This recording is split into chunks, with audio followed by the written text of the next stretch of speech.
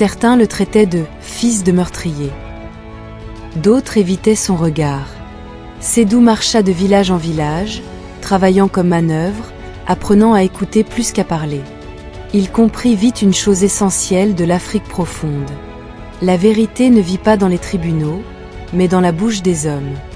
L'enquête dans l'ombre. Pendant des années, Sédou enquêta. Il découvrit que le chef du canton avait de nombreux ennemis. Des commerçants ruinés, un cousin ambitieux, et surtout, un notable puissant, propriétaire de terre, qui convoitait le baobab sacré pour y creuser une mine d'or. Sédou apprit que le soir du crime, ce notable avait été vu non loin du baobab, avec des hommes armés. Mais personne n'osait parler. Alors Sédou fit ce que seuls les patients savent faire. Indice che punta a destra, il attendit. Il gagna la confiance d'un vieux griot aveugle, témoin indirect de la scène. Puis celle d'un ancien garde rongé par la culpabilité. Petit à petit, les pièces du puzzle s'assemblèrent. Le tambour de la vérité. Dans la culture de Kumbisal, lorsqu'une injustice menace l'équilibre du monde, on convoque le tambour de la vérité, un rituel ancien que même les puissants redoutent. Sédou revint au village, plus grand, plus ferme, avec des témoins et des preuves.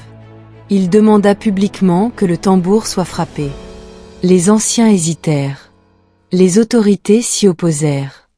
Mais le peuple murmurait. Et quand le peuple murmure, même les rois tremblent. Le rituel eut lieu. Le rituel eut lieu. Les témoins parlèrent. Le griot chanta ce qu'il avait vu. Le garde avoua.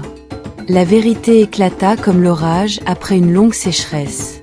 Index revers pointant vers la droite blanc Bala Konaté était innocent. Le véritable coupable fut démasqué. La redemption. Bala fut libéré, brisé physiquement, mais debout dans son âme. Il serra son fils contre lui, longtemps, sans parler. Le village pleura de honte. Le chef spirituel déclara : l'injustice est une dette. Aujourd'hui, nous la payons. Sédou refusa la vengeance. Il demanda seulement que la mémoire de son père soit lavée. Il devint plus tard juge itinérant, parcourant les villages pour défendre les innocents, rappelant à tous que la justice sans vérité est un crime. Et à Kumbisal, sous le grand baobab, on raconte encore cette histoire aux enfants, pour qu'ils sachent qu'en Afrique, globe sur la zone Europe-Amérique, la vérité peut être enterrée, mais jamais morte.